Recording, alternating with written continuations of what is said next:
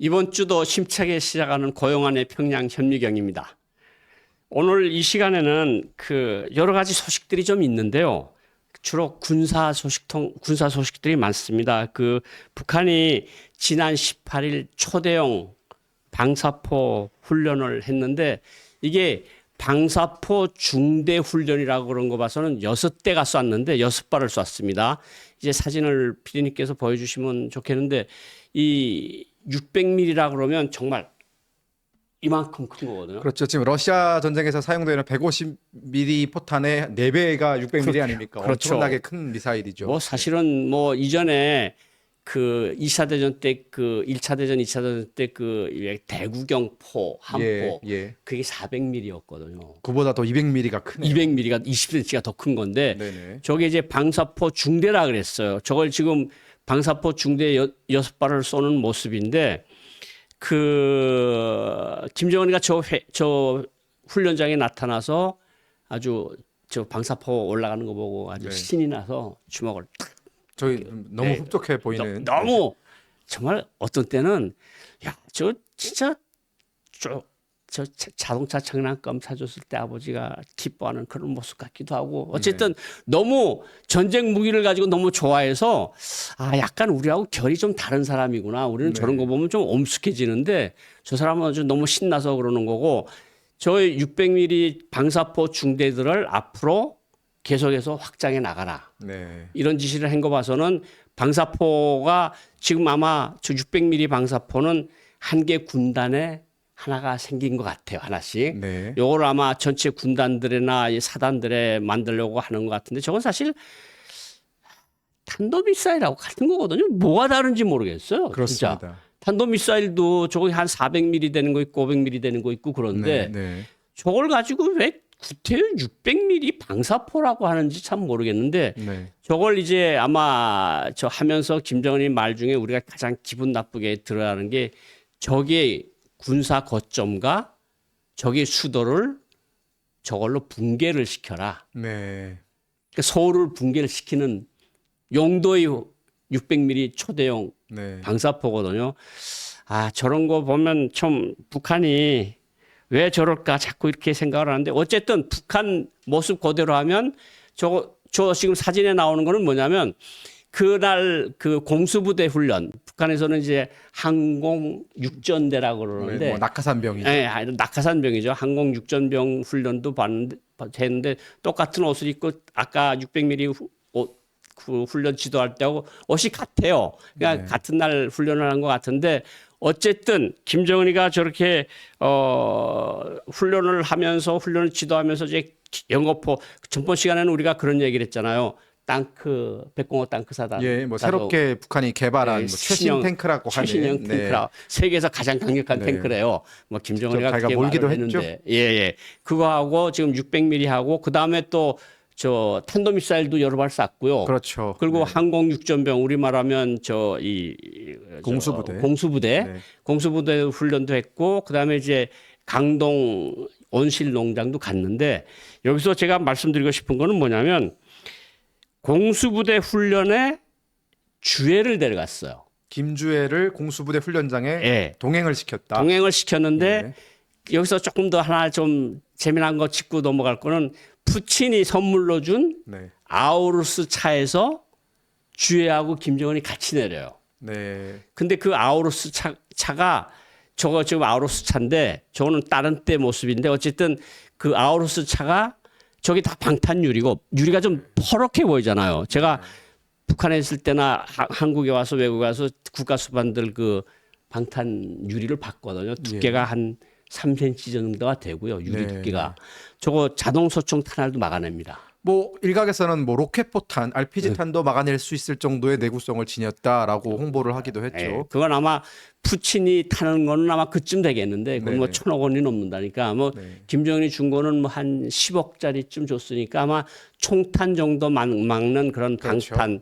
이제 장갑도 방탄 장갑이고요. 유리도 방탄 유리인데 저 차에서 김주혜하고 같이 내렸어요. 김주혜하고 같이 내렸고 그 훈련 모습을 이렇게 봤는데 여기서 좀 신기한 게 바로 저 사진입니다. 저게 이제 항공 육전병들이 하늘에서 떨어지는 네. 낙하산 타고 떨어지는 것을 저걸 사실 김정은이가 초기에 저렇게 망원경을 가지고 보는 모습이 많았잖아요. 뭐 종종 저희가 확인할 수 2013년, 있죠. 네. 14년, 15년. 근데 지금 여기서 사진 프레임 보십시오. 네. 지금 중심이 김주애한테 가 있어요. 그렇죠. 이 사진의 구도가 누가 네. 봐도 처음 보는 사람들에게 김주애한테 모든 시선과 집중이 갈 수 있도록 사진을 일부러 저렇게 찍은 것 같단 말이죠. 그렇죠. 이것이 의미하는 바가 뭡니까? 의미하는 바가 여기서 이제 북한에서 처음으로 나온 표현이 나왔는데 표현이요. 표현이 뭐냐면 위대한 향도의 위대한 분들께서 나오셨다. 위대한 향도의 너희 분들. 분들께서 복수입니다. 분들께서 예. 근데 향도는 김정일이 그 후계자로 처음 나왔을 때 향도성이라 그랬습니다. 그렇습니다. 그 향도라는 표현은 북한식 표현이기 때문에 우리 한국의 시청자분들이 잘 모를 수 있거든요. 그렇죠. 특보님께서 조금 자세하게 설명을 뭐 부탁드리겠습니다. 향도라는 게 이제 길을 밝혀주는 예. 인민이 나아갈 길을 밝혀주는 예. 그런 뜻이라는 건데 네. 향도라고 하는 건 지도자 외에는 붙일 수가 없는 말입니다. 그렇습니다. 뭐 직접 붙이면 조선노동당이 향도하는 네. 뭐 이런 말까지 쓰는데 그런 말도 지금 거의 안 쓰고 향도의 위대한 분들 하는 건 네. 김정은과 김주애를 이야기하는 거거든요. 맞습니다. 그러면 뭐 이전에 어떤 방송들에서 뭐 김주애가 무슨 하늘의 샛별 장군이다 네. 그랬다고 어느 한 방송이 이야기를 했는데 그건 아직 확인된 바가 없어요. 그냥 북한 소식통을 통해서 들어온 것이 샛별 장군이 떴다. 그런데 샛별 장군이 누구냐? 그건 김정은의 딸 김주애를 의미한다 그랬는데 이번에는 노동신문에 위대한 향도의 분들께서 같이 나왔다는 거 보면 분명히 의미하는 바가 맙니다. 사실상 제가 느끼기에는 북한이 어떤 김주애의 그 후계자의 그 위치에 대해서 공식 확인해주는 그런 자리가 아니었나 그런 생각이 들고요. 그리고 또 향도의 그 분들이라는 표현에 있어서 감히 김정은과 동급에 놓을 수 있는 사람이 지금까지는 없었는데 이제는 김주애를 후계자를 넘어서 정은과 동급의 위치에 놓은 것이 아닌가라는 생각이 들거든요. 어떻게 보십니까? 사실은 김정은이가 나왔을 때 이제 뭐 위대한 뭐 국무위원장이 뭐 당 총부에서 뭐 존경하는 수식어들이 쭉 김정은 있죠. 동지께서 네. 나오셨다. 네. 그리고 사랑하는 자제분도 뭐 나오셨다. 지금까지 그렇게 나왔죠. 그렇게 따로 뗐거든요. 예, 맞습니다. 그리고 뭐 여기에 당중앙위원회 책임 일꾼들과 뭐 당 부부장 김여정 동지가 그렇죠. 동행하였다. 네. 이렇게 나왔거든요. 근데 사실은 김주애가 나올 때는 뭐 처음에 나왔을 때는 제가 기억을 더듬어서 말씀드리면 처음에는 사랑하는 자제분, 그렇죠. 그다음에 존귀하신 자제분, 네. 그다음에 존경하는 자제분. 단계별로 올라갑니다. 계속 올라갑니다. 네. 이제는 향도를 하는 네. 향도의 분 네. 이렇게까지 올라온 거 봐서는 저것만 봐서는 후계자가 거의 틀림없습니다. 네, 95%는 온 것 같다라고 온 것 저는 같다고 보고 말하는데 있습니다. 제가 여기서 조금 여기서 분석을 해드리면 네. 물론 우리 애청자분들께서도 수준 높으셔서 뭐 제가 결론까지는 안 내리겠는데 네.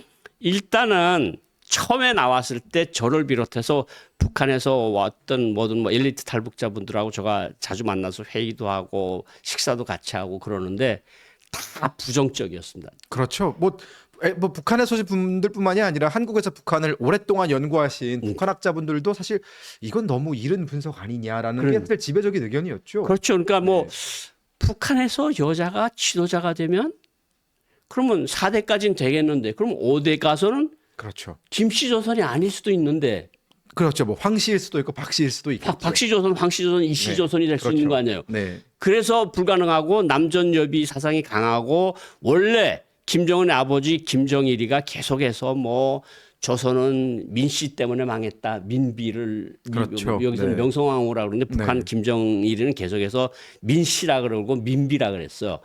조선이 망한 것은 민비 때문에 망했다. 그다음에 그 후에 70년대 초반에 계모 김성애하고 권력 투쟁을 할 때 네. 그때 무슨 이야기를 많이 했는가 하면 당 간부들한테 이건 김정일이 말이니까 제가 그대로 말합니다. 제가 여성을 비하하는 말이 아니고 김정일이 말은 뭐냐면 암탉이 울면 나라가 망한다. 그게 김정일과 그 주변 세력이 가지고 있던 보편적인 생각 보편적인 아닙니까? 생각이었잖아요. 북한은 지금도 그게 먹히는 나라. 먹히는 나라고 네.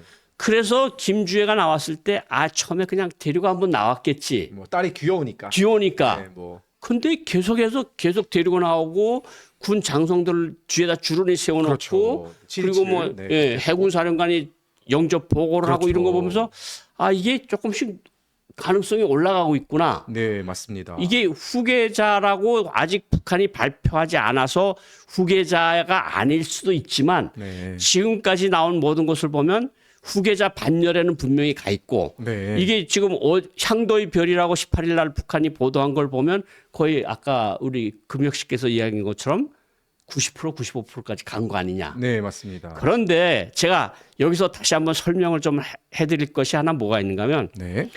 2020년 4월 15일 기억나시죠? 예, 기억납니다. 김정은이 죽었다. 네.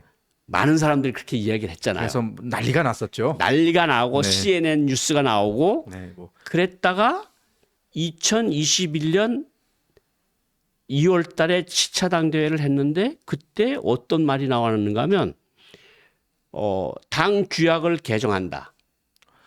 기억납니다. 나죠? 네. 당 중앙위원회 제1비서직을 신설한다. 그렇죠. 그게 가장 큰 그때 네. 이슈였죠. 1비서 자리가 없었거든요, 원래. 이시까지. 네, 그 그리고 후계자 자리인데. 네. 네. 그리고 제1비서는 총비서의 대리인이다. 네. 맞습니다. 그거를 제가 얘네들이 뭘 잘못 썼나? 누가 총비서를 네. 그 하늘과 같은 누가 대체해? 김정은을 누가 대리라고 대체를 그렇죠. 해. 네, 네. 그래서 놀랐는데 네. 이게 4월 달 20년 4월 달에 김정은이가 금수산 기념궁전에 시신 참배라는 것도 못하고 인민군 지휘소원들이 장령들이 계급장을 올려줄 때에 대한 명령도 사인을 안 하고 5월 달에 가서 했고 그러니까 4월 달에 분명 뭐가 있었다. 그때 뭐 쩔뚝거리기도 했고 몸이 막 부어 보이기도 했고. 이게 순천 그렇죠. 그 예. 비료공장에 나왔을 때 얼굴에 시뻘개서 띵띵 부어서 나왔잖아요. 본인 지팡이를 들고 그리고 다녔잖아요. 김여정이 가까이 있었고 그렇죠. 네. 언제라도 쓰러질 수 네. 있으니까 그래서 이 사람이 무슨 거가 있었으니까 네. 그 다음에 당대회에서 새로운 당 규약을 만드는 거 아니냐. 네. 그리고 2022년에 넘어와서 11월 18일 날 김주애를 데리고 나옵니다. 제가 이 타임라인을 들으면서 언뜻 떠오르는 게 있습니다. 특보님도 잘 아시겠지만 2008년 네. 김정일이 갑자기 그 7월 8월 사이 뇌졸중으로 쓰러진 이후에 갑자기 그 회복한 다음에 나왔던 게 김정은을 후계자로 앉히기 위해서 발걸음이라는 노래가 그렇죠. 나오고 예. 청년 대장이라는 칭호가 나오고 이러면서 조금씩 빌드업 하다가 2010년에 후계자이다라고 바로 이제 공개를 해버렸거든요. 그렇죠. 그게 한 2년 반 정도 걸렸습니다. 시간이 걸렸어요. 지금 특보님 말씀의 어떤 그 타임라인을 따라가 보면은 북한이 그러한 다시 그 전철을 가고 있는 것 아닌가라는 생각이 듭니다. 그래서 제가 이 지점에서 무슨 말씀을 드리고 싶은가 하면 2020년, 21년 사이에 무슨 일이 있었을까? 첫 번째는 건강 문제입니다. 예. 건강 문제가 뭔가 어쨌든 심리적으로 타격을 받거나 육체적으로 타격을 받았으니까 이런 일련의 조치들을 취한 거 아니냐. 네. 둘째, 네. 김정은의 자녀 문제입니다. 그렇죠. 제가 2022년에 온 엘리트 탈북자를 만났는데 네. 자기가 알건대는 김정은한테 이설주와 김정은 사이에 낳은 아들이 없다. 아들이 없다. 예. 그래서 자기는 없다 그랬는데 여기 와서 자꾸 있다 그러니 네. 너무 혼란스럽다. 그런 이야기를 바로 며칠 전에 제가 들었거든요. 예. 그러면 무슨 이야기가 될 수 있는가 하면 첫째 주에 2017년 18년경에 낳았다는 해산했다는 아이도 만약 딸이라면 네. 김정은으로서는 서두를 수밖에 없다.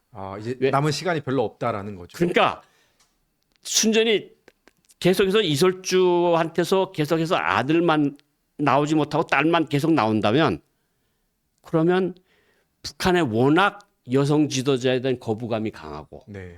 김정일이가 여러 번 여성 지도자들의 안 된다는 이야기를 계속 해왔던 북한에서 만약 내가 갑자기 나한테 무슨 일이 생기면 김씨조선은 3대에서 끝나는 게 아니냐?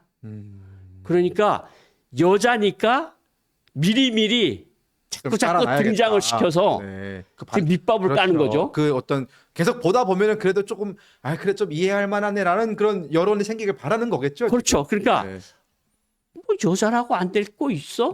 그런 분위기 형성을 그런 위해서. 분위기를 형성하기 위해서 네. 그다음에 또 한 가지는 김정은이가 처음 나와서 네. 그 4월 15일 날 2012년 4월 15일 날 김일성 광장 연설에서 네. 다시는 인민들이 허리띠를 졸라매지 않게 하겠다. 네, 그렇게 얘기를 했었죠. 허리띠라고 그러는데 그러면서 이제 4월 6월 달에 걸쳐서 경제 개선 관리 조치를 하고 네. 생각나실 겁니다. 북한 텔레비전이 미키마우스랑 아, 그렇죠. 뭐 곰돌이 디즈니 프랑 나오는 그렇죠. 그리고 공연도 했었죠. 공연했잖아요. 네, 그리고 네. 모란봉 시범학당 네, 공연 네, 네. 배경 화면에 그 미국 선수가 네. 러시아 본투 선수를 때려 눕히는 아, 그거죠. 로키인가요? 로키죠. 로키 장면이 주제가. 배경이 나오고 네, 네, 네. 그다음에 곰돌이푸가 나오고 미키마우스가 나오고 네. 막 춤을 춘 거 보면서 사실 우리 연구원에서 텔레비전을 미리 예고하고 했으니까 네, 네. 북한에서 오신 분들이 와, 저 사람 그러다 등소평이 되는 거 아닐까? 야, 그러면 우리 몇 년 있다 평양 가는 거 아니야? 이러면서 다들 일어나서 와, 진짜 흥분을 주체하지 못했던 기억이 있거든요. 사실 그럴만 했습니다. 그렇죠. 네, 이게 북한에서는 상상도 할 수 없는 일이고 네. 로키 주제가를 그 가수들이 막 부르면서 그것도 네. 흥얼흥얼거리면서 부른다는 네. 장면이 사실 저는 굉장히 비현실적으로 느껴졌었거든요. 이게 지금 뭐 하는 건가? 다 미국 아이콘들이잖아요. 그러니까요. 미키마우스, 곰돌이푸 다. 네, 그러니까요. 그러니까 이게 정말 저 사람이 생각을 바꾼 건가? 바꾸는 건가? 네, 이젠 독재를 좀 끝내고 뭔가 개혁 개방을 하는 건가? 그렇죠. 그래서 저뿐만 아니라 그때 북한에 있었던 사람들 자체도 네, 와, 이제 북한 바뀐다. 그러면서 굉장히 그 당정군 엘리트들 속에서도 희망이 부풀었다 그래요. 그렇죠. 그러다 결국은 2013년도 와서 장성택 처형이 일어나고 결국은 할아버지 아버지가 그런 걸 할 줄 몰라서 그렇게 안 한 게 아니구나. 본인이 깨달았겠지. 나는 이렇게 가야 되겠구나 네. 하고 더 아버지보다 더 지독하게 네. 결국은 통치를 해서 공포 정치를 해온 건데 그렇죠. 이번에도 저렇게 여자를 계속 들고 나오고 계속 데리고 다니면 여자 지도자가 되면 좀 나아지지 않을까?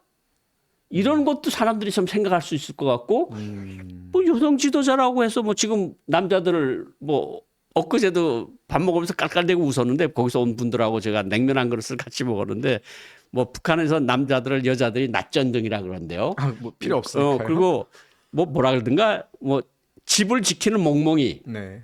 그러니까 하는 일이 없다는 거야 남자가. 그러면서 남자가 멍멍이고 낮전등이라고. 그러면서 여자들이 다 시장에 나가서 돈벌이를 하면서 먹고 사니까 이게 그럴 수 그러니까 저 사람이 우선 건강상 문제가 있을 수 있고 그 제가 여기서 결론은 내리지 않겠습니다. 여러분 시청자들께서도 이제는 결론을 내리실 수 있으리라고 생각하는데 어쨌든 40살밖에 안 난 사람이 이제까지 10살밖에 안 난 딸을 자꾸 데리고 저렇게 대구경 미사일 쏘고 탱크 부대 가고 온실 가는데 데리고 다닌다?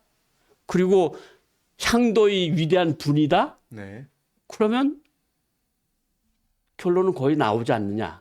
여기 하나만 더 추가를 한다면은 김주애가 주로 등장하는 것이 물론 뭐 그때 닭공장도 한번 같이 간 적이 있잖아요. 하지만 가장 집중적으로 김주애를 동행시킨 것이 군부대 시찰이란 말이죠. 그렇죠. 저는 그걸 보면서 느꼈던 것이 어쨌든 김주애에게로 만약 권력이 넘어가게 된다면 가장 강하게 반발하거나 혹은 가장 어떻게 보면 막강한 반대 세력이 될 수도 있는 사람들이 군부 아니겠습니까? 그렇죠. 김주애에게는 이 군부를 이끌 만한 정통성이 없는 거잖아요. 네. 그렇기 때문에 이 군부의 어떤 반발을 눅자치기 위해서라도 미리미리 지금 군대의 어떤 행사에 데리고 가는 것이 아닌가라는 그런 생각도 들었습니다. 그러니까 이게 가만 보면 북한에서 무슨 일이 벌어지고 있는 건 틀림없어요. 그렇죠. 무슨 일이 벌어지고 있어. 그러니까 김정은의 심리상, 건강상, 육체상 문제가 있는 건지 네. 아니면 또 무슨 정말 아들이 없어서 정말 아들이 나올 때까지는 주애를 계속 주민들한테 각인시켜서 뭐 4대 세습이 된다는 걸 이제 확실히 인식을 시켰어요. 다 북한 북한 사람들은 주민들한테. 다 4대 세습, 5대 세습, 6대 세습까지 가능하다는 거 다 알고 있죠. 뭐. 그리고 전 세계 사람들도 이게 4세대로 넘어가는구나. 네. 그런데 아들이 아닌 딸이 후계가 될까? 이랬는데 저렇게 계속 나오면 딸이라고 안 될 게 어디 있어?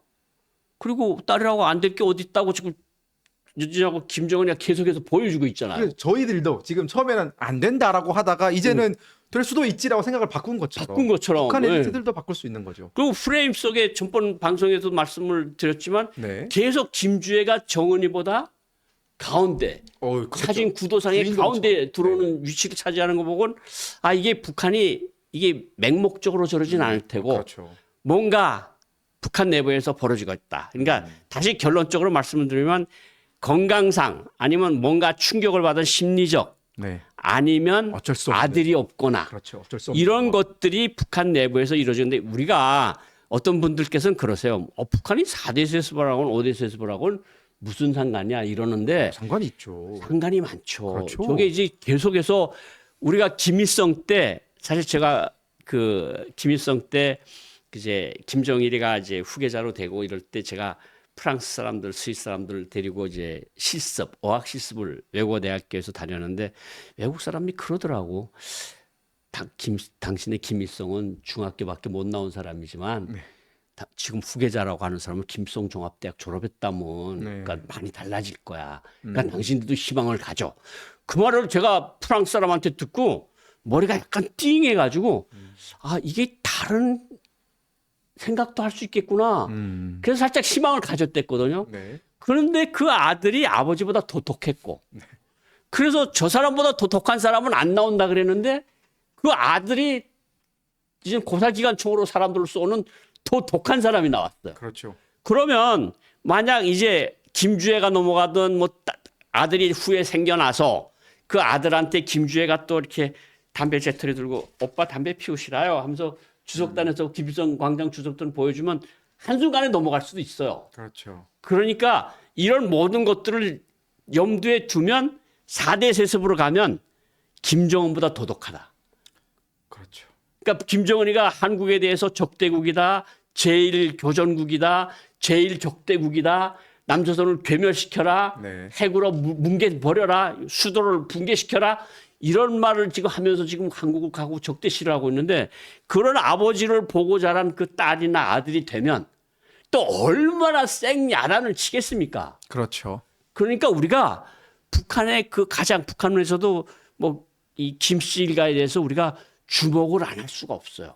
그게 정말 저는 특보님 말씀에 100%, 200% 동의를 하는 게 우리가 북한의 상황에 대해서 강원도 불보듯 살고 있을 수가 없는 겁니다. 왜냐하면 김정은도 결국은 자기 고모부를 죽이고 자기 형을 죽인 이유가 뭡니까? 권력 기반이 약했기 때문에 그 권력 기반을 강화하기 위해서 그런 정말 악독한 독재자로 간 것 아닙니까? 그렇죠. 그러면 김주애는 지금 김정은보다 더 권력 기반이 없단 말이죠. 네. 아버지 백밖에 없는데 아버지가 없어지고 나면은 뭐 앞서 저희가 말씀드린 것처럼 군부가 김주애의 편을 들겠습니까? 네. 아니면 김여정은 뭐 그걸 보고만 있겠습니까?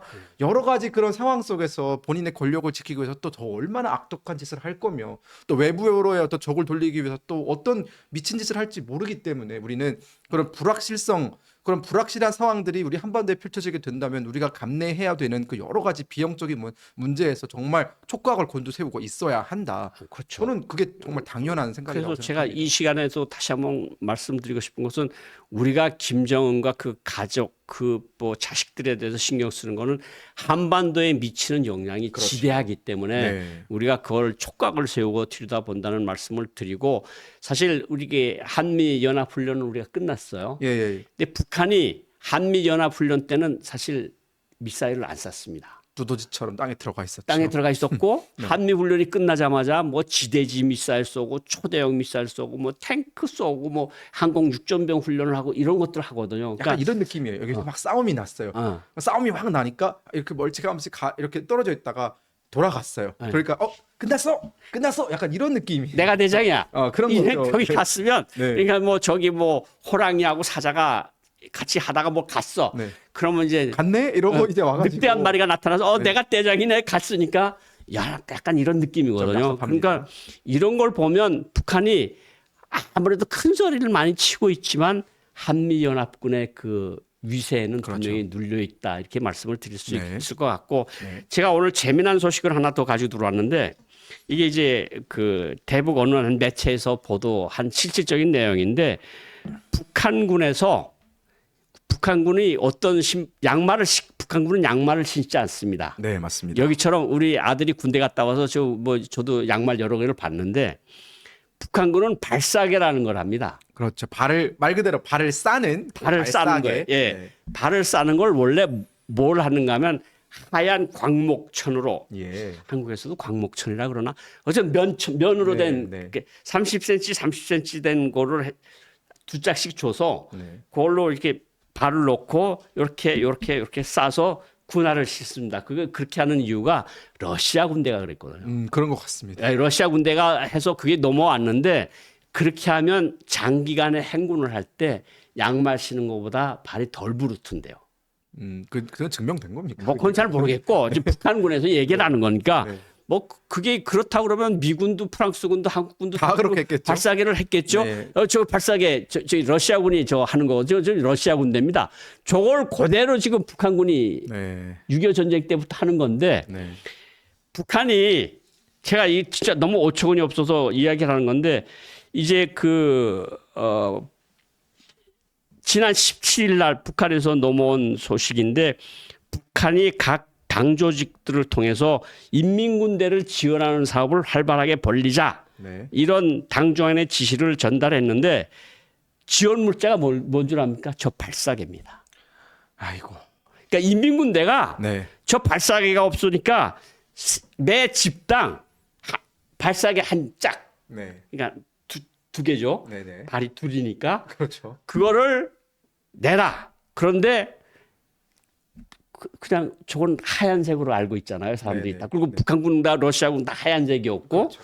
근데 이제 색깔에 대한 것은 구분이 없었대요. 그래서 천도 구분이 없고 네. 그러니까 원래는 광목천, 면천으로 해야 땀을 잘 빨아들이는데 네. 그러니까 사람들이 그럼 테트론천도 되냐? 네. 저기 파란색도 되냐? 까만색도 되냐? 네. 그게 그러니까 되겠냐고요. 그거는 내가 지시받은 게 없으니까 어차피 네. 발사계 내라. 네. 근데 인민군대가 발사계가 없는 인민군대가 초대형 최신형 방사포를 쏴대고. 방사포를 쏘고 네. 최신형 극초음속 미사일 발동기 실험을 했다고 뭐 김정은이가 그랬대요. 노동신문 오늘도 나 방금 전에 보고 왔는데 이런 거예요. 우리가 그 극초음속 미사일용 고체 연료 대발동기 북한에서 발동기라 그러잖아요. 그 엔진입니다. 거죠? 네. 대발동기 실험을 아주 성과적으로 마쳤다. 이거 얼마나 중요한지는 적들이 더 잘할 거다. 뭐 이런 소리를 김정은이가 했어요. 모르겠는데요. 근데 그렇게 하는 군대가 네. 발사계가 없다는 게 도대체 매칭이 됩니까? 아니, 그러니까 그 발사계라는 건요. 그러니까 우리가 흔히 양말로 치환을 해서 생각을 해보자고요. 양말은 군대 보급품 중에서도 가장 기초적인 겁니다. 가장 기본적인 거죠. 이 군대에 사기를 올리는 데 있어서 정말 좋은 무기를 쓰고 탱크를 쓰고 뭐 미사일 비행기 쓰는 것도 다 좋은데 군인들이 매일 사용하는 그 일상적인 보급품을 잘 보장해 주는 것만으로도 군대 사기는 정말 올라갑니다. 그렇죠. 근데 북한은 정말 모든 것이 반대로 되어 있다는 생각이 드는 게 군인들 먹을 식량 없습니다. 그렇죠. 군인들 뭐 막사도 제대로 되어 있는 거 없고요. 그 사람들 식량 구하기 위해서 그 민가들 습격해가지고 훔치고 그러지 그렇죠. 않습니까? 예. 말씀하신 것처럼 발사계 하나 없어서 국가가 그 발사계를 공급해줄 역량조차 없어서 그 일반 주민들에게 강요하는 것 아닙니까? 야, 그렇죠. 발사계 내라. 라고 하면서 본인은 그런 미사일장 가서 적들이 더 뭐 겁에 떨 것이다. 하나도 겁나지 않습니다. 네. 무슨 아니 그리고 제가 몇 개월 전에 이 자리에서 무슨 방송을 했는가 하면 네. 북한이 당 지시문으로 각급 가정에까지 뭘 하려는가 하면 AK 소총 네. 총끈을 만들어서 내라. 그 방송을 했거든요. 그럼 무슨 그 중국의 대약진 시대 때 가마를 걷어다가 강철을 만들어라 그런 수준인데요. 그렇지. 지금. 그러니까 총을 만들고 미사일을 만들고 그런다는데 총끈을 못 만들어서 매 가정당 자동보총 총끈 하나씩 만들어내라. 이게 3, 4개월 전 일인데 이제 또 발사계까지 만들어내라 그러니까 참 그리고 지금 그 일반 보병 네. 일반 보병은 그 700g 주던 데서 580g으로 줄였대요. 아이고 그 식량을요. 식량을. 근데 네. 이게 580g이라는 게 여러분 그 혹시 군대 나가셨던 분들을 옛날에 지금 말고 기억을 하실지 모르겠는데 600g이라고 600g을 칩시다. 한 근이죠. 200g이라면 한 끼 200g이거든요. 예. 쌀이. 네. 그런데 이게 연대 식량 차단해서 실어와서 이제 중대까지 오느라면 식량이 점점 줄어듭니다. 그 가운데서 많이 빠져나가겠네요. 연대장이 가져가고 대대장이 가져가고 사단장이 가져가고 정치 왜 직원을 가져가는가 하면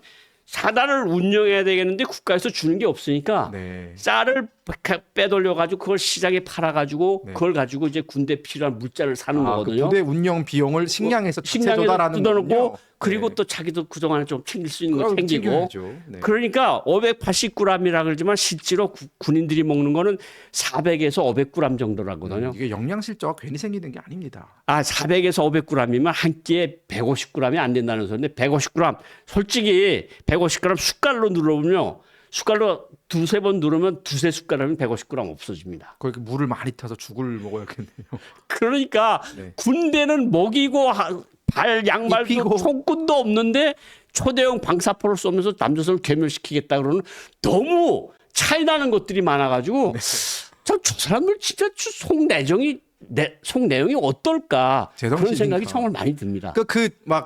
아까 그 보셨습니까? 사진 그 육전대 병사, 네. 그 공수부대 병사와 김정은이 서 있잖아요. 네. 김정은의 육전대 병사의 2배입니다. 2배. 그러니까 최고 지도자라는 사람은 이 2배 보십시오. 2배입니다. 저 군인은 지금 한 끼에 지금 200g도 안 되는 쌀을 먹고 있기 때문에 누가 봐도 마르지 않았습니까? 그렇죠. 저게 지금 북한의 현실이라고요. 그러면서 뭐 본인들이 가진 탱크가 세계 최강이라고요. 네. 미사일이 최강이라고요. 그러면 뭐 합니까? 일반 지금 군인들의 영양 상태, 그 군인들의 또 보급품 상태가 가장 세계 최악인데 네. 그거는 모르는 척하고 그거는 인민들에게 그 부담을 다 떠맡기고 본인이 사진 찍기 좋은 데 가서 내가 이렇게 뭐 이런 방사포를 만들었다고 이렇게 자랑하며 사진 찍는 이게 정말 지도자의 면목인지 정말 다시 한번 생각을 했으면 좋겠습니다. 그래서 뭐 오늘 방송에서 진짜 이게 초대형 방사포에서부터 발사기까지 아주 쭉 나왔는데 네네. 아마 이게 북한군의 양면적인 모습을 아주 네. 가다로 보여준 방송이 아니었나 이런 생각이 그렇습니다. 듭니다. 네. 뭐 오늘 이번 주도 저의 이렇게 고용안의 평양 현미경 시청해주신 여러분 정말 감사드리고요. 주말 잘 보내시고 저희는 다음 주 이 시간에 찾아뵙도록 하겠습니다. 감사합니다.